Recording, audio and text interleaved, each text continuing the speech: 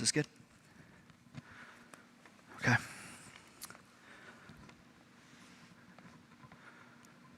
Would I do anything differently?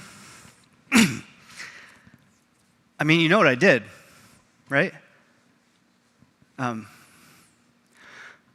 Forever, my story is told along the story of his story. So I feel like you know the answer to that question. Of course I would do everything different. For so many years, it's been called Good Friday, the day that everyone in the whole entire world remembers his death. But it's also the day I died 1,000 times. So, yeah, I would do something different. Can I get some water? Like what? Oh, you want the story? Okay, sure. I'll tell you the story, because all the priests have told the story and all those skinny jean wearing pastors have told the story. You might as well hear the story from me. Okay. Where to start? I was one of the 12. One of the 12. Not a footnote, not some hanger-on. I was in with the rabbi. I was there from the beginning. He chose me, even. He picked me as one of the few who was elected into his grand college of learning. I was there at the beginning. I saw the crowds, the hope, the miracles. All of us believed. We were in. I mean, for so long we had wondered when God was going to send the one that was going to make right the world. And here it really seemed like it was happening in front of our very eyes. He spoke about his kingdom, the place where the first and the last are switched, where the last become first and the broken are made whole. It sounded so good. And of course I believed. Of course I was in. But there came a moment when his message of the kingdom stopped being a message that I thought we needed the world to hear. Because he started spending a lot of time talking about love and forgiveness. And that's fine and everything if we maybe lived in a different world. But we were also living under the thumb of Rome's love and forgiveness, which was a lot more like war than it was like peace. We needed a Messiah that would do something and not just talk about it. And we practically, like the 13 of us, had a lot of needs. So there's that. You know, really good at a lot of things. People skills high off the chart, but like not really great with money. Don't know if you know this about the rabbi. In fact, I remember one day Andrew and I sitting down together, and Andrew was the first of all of us to be connected to the rabbi, and his way of kind of feeling out, doing like the whole college visit with the rabbi to see what he was like, he asked the rabbi if he could see where he was staying because he wanted to know who was bankrolling this whole operation, this new school. And he expected to go with the rabbi to see where he was staying at some grand estate, but you know where he took him? He took him to an inn, a room at an inn where he wasn't even paying the bill. Someone just took pity on this rabbi and gave him a place to stay. I think he was doing like carpentry chores for rent. What was the thing he always said? He would say, oh yes, foxes have holes, birds of the air have nests, and the Son of Man has nowhere to lay his head. And that's how we lived for 3 years. Just wandering about the wilderness of Galilee. And I didn't expect to have a nice house. I didn't expect to like be super wealthy, but I didn't expect to follow the Messiah and be broke. And it wasn't always that way. Like, I guess after a while, people started giving more. They started like donating once the rabbi would like heal one of their people or their kids. They'd like give them something nice. And eventually people started giving to his cause, to his mission. And at some point, I remember one of us looked around and we were like, well, we're finally starting to have something that'll pay some bills. And so the decision had to be made for who was going to be the treasurer.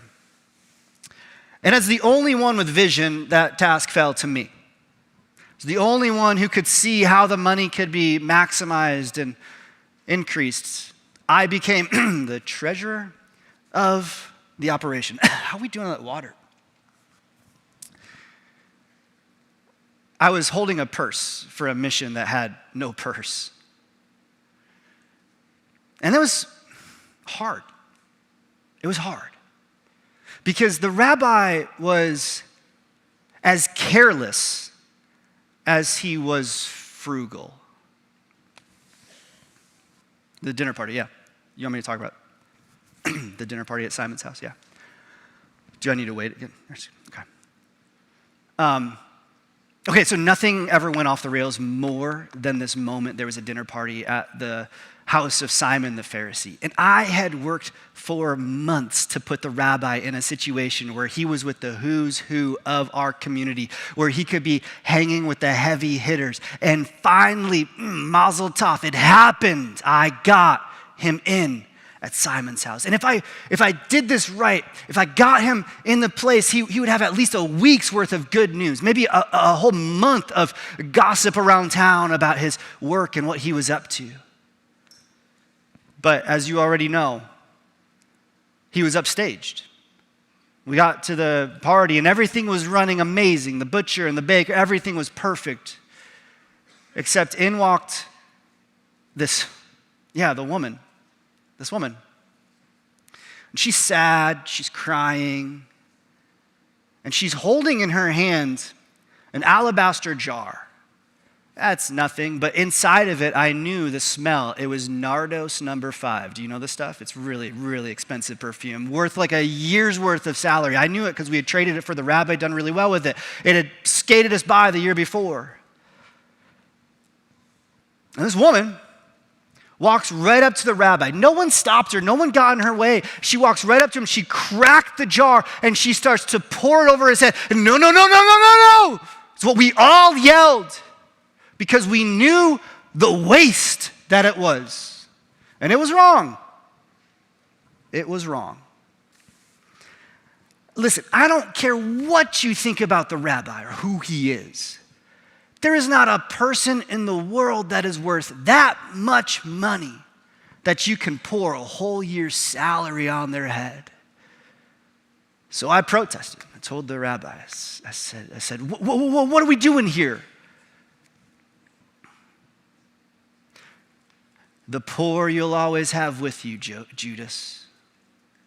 But this woman has done a beautiful thing for me. That's what he said. Yeah, a beautiful thing for you, but what about us? What about me? She had done nothing for me. She could have divided this up 13 ways and given me my fair split, or we could have given the money to the poor, for goodness sakes. And this was the moment in my entire life that I knew that this man was just like all the other drifters who had come in and out of Jerusalem claiming to be the Messiah, but really they were just self-interested. And I could see it now in a way that I hadn't seen it before. And I was angry. The priests had figured this out already. They knew what a danger this man was to Jerusalem. To protect the innocent among us, they wanted him silenced. They were even willing to offer a reward for information about how to bring Jesus to the priests. 30 pence of silver. I know, it's not that much money. It's about a month if I could live frugally, but I'd been living frugally for 3 years. What was another month? So I arranged it. I figured I had lived 3 years of my life doing evil with this man. It was time that I did something good for Jerusalem, for Israel, for us, for myself. 2 days later, I had an opportunity to make good. It was the Passover. Like the rabbi often did, he hijacked an upper room at someone's house. He had all of the banquet ready for us to eat together, the Passover meal. And I knew that he would want to go out afterwards and pray. This was what he did almost every evening. Every Thursday evening, he would go and pray in the garden. And, well, I figured on the way from the upper room to the garden, I could sneak by the temple. It was passing route. And I could catch the attention of the priest, and I could make good on my promise. But when I knocked on the door of the upper room, I wasn't greeted by the waitstaff. It was the rabbi. And he looked at me. You know that look when someone knows something's going on? He looked at me like that. And then at the dinner, he looked around the entire group of people and he said to them, "Tonight, one of you will betray me." And then he had the audacity to insinuate that it was me. Listen, betray is a strong word. I mean, betrayal. That's what a crazy cousin of Caesar does when they hide behind the curtains in his mansion and they carry the dagger and they wait for the opportune moment to, take care of Caesar. Et tu, Brute? You know what I mean? That's betrayal. But the rabbi was nobody. This wasn't personal. This was business. I had taken his class. I was dissatisfied with the results, and I had found a way to make my money back. That's what this was. But he looked up. And he said, "One of you will betray me." And what I wanted to say, what I should have said, is what I felt. I wanted to stand up in front of everyone and say, "Betray you? How is it that we've betrayed you when you've betrayed us?" I mean, what have you ever done for us, man? What have you ever given us? What is it that we've given our lives to follow you, and for what? We are less well off than we've ever been. We're less Jewish than we've ever been. Well, I never thought following the Messiah would make me so miserable. But I could say none of this. I just boiled in rage, and so I stood from the table and I walked out. I huffed my way 2 blocks down the street to the temple. I found the priests and I said, "It's time. Come with me." And they made me wait in a room. After what seemed like an hour, they brought me back out, and they had amassed, no joke, an army. There was an army. I thought there would be 2 priests, but there was an army. It seemed like overkill for a guy who was powerful, but not strong. Meek more than anything. My only job was to mark the man, was to make sure that they got the right guy, because, be embarrassing if they didn't. We walked in silence out of the court, past the gate to the garden. We turned the corner and I froze as I saw he was standing as if he was waiting for me, as if he knew that I was coming.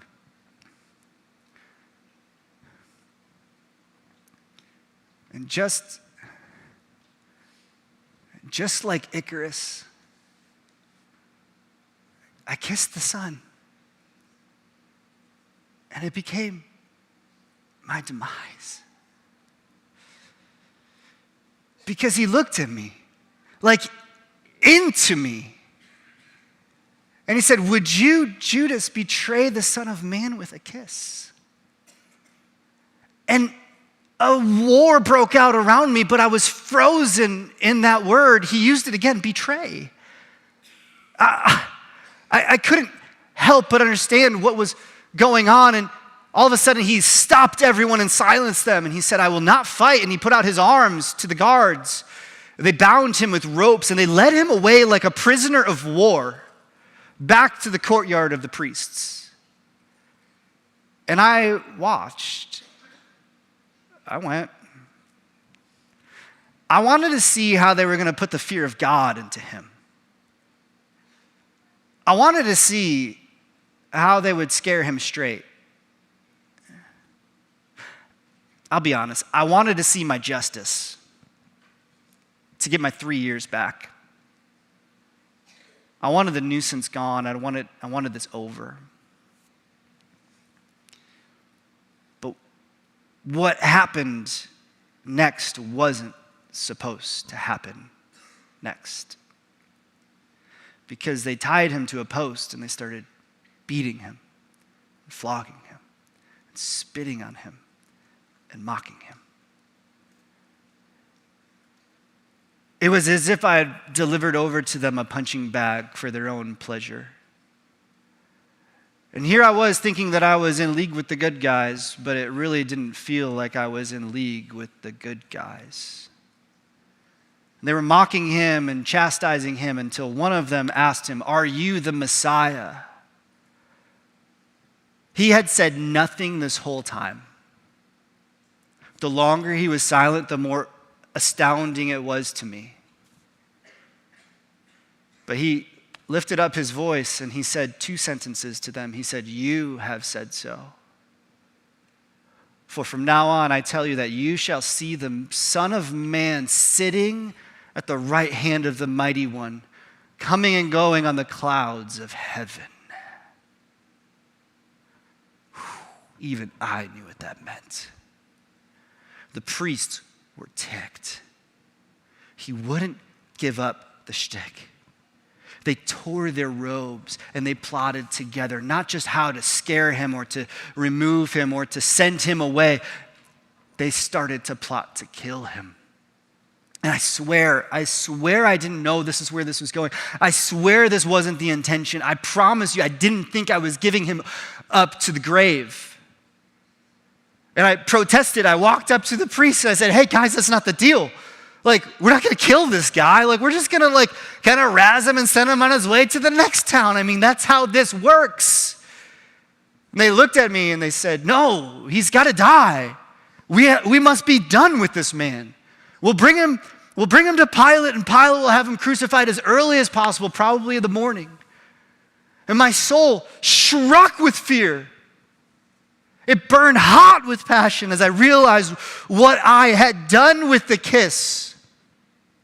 It was me. I was the one to blame. I felt the money burning in my pocket, and so I pulled it out and I said, I don't want this anymore. I didn't sign up for this. This is blood money. Take it back. Maybe I can buy him and I'll take care of him. And they said, "Judas, we've no need of you for any longer. This is your responsibility to deal with your guilt how you see fit. That's your money. Go spend it how you want. Enjoy." But I couldn't hold on to it. It betrayed my soul. So I threw it on the ground and I stammered out in my grief, disbelieving what was happening, not knowing how I could face the other 11, not knowing how I could face the world, not knowing how I could face myself. And I walked out the city gate. Before I knew it, I was standing in a field asking myself, what have I done? What can I do? And I was horrified. To the depths of the marrow inside of my bones sank the shame that I couldn't erase from me. And I cried out, "What can wash away the stain of my hands? What can wash away my sin?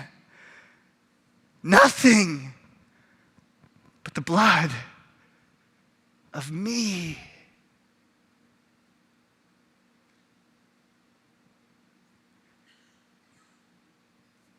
And that was the most wrong thing I'd ever done. It was the last thing I ever would do. The most fatal decision of my life. The most eternal I could ever make. I'm told that they put the rabbi on a cross and he died.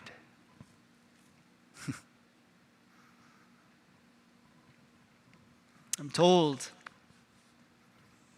that as he bled his last and breathed his last,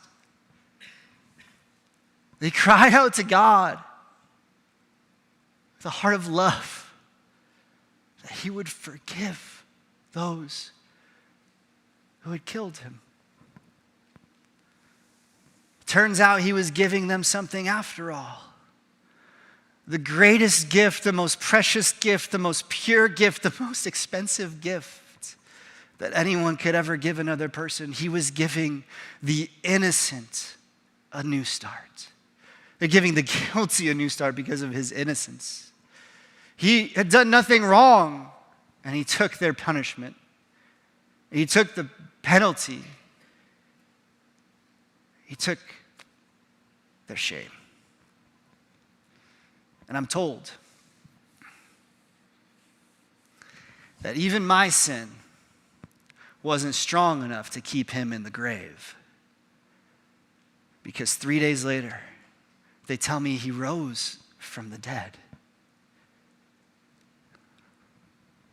An act of triumph over sin. An act of triumph over betrayal and denial and murder, and even giving of himself to give a new start for those who can't even see that they are complicit in the schemes of the world's sin. He was doing this all to bring about the revolution that his kingdom promised. Would I do anything different? Yeah. Do a couple things different. I have 2 regrets. I wish I would have waited 3 days. I wish I would have let him do the thing that he told us he was gonna do and follow through on it and see where it went. I wish I wouldn't have been so angry at him that I was so furious, but I also wish I hadn't betrayed him in the first place. But I wonder what would have happened if after 3 days he would have come back to life. Would he not have looked at me, Judas, the same way he looked at Peter and said, I forgive you? Maybe there was forgiveness for me. But more than that, my bigger regret, I wish I never would have walked away from that table, the one in the upper room.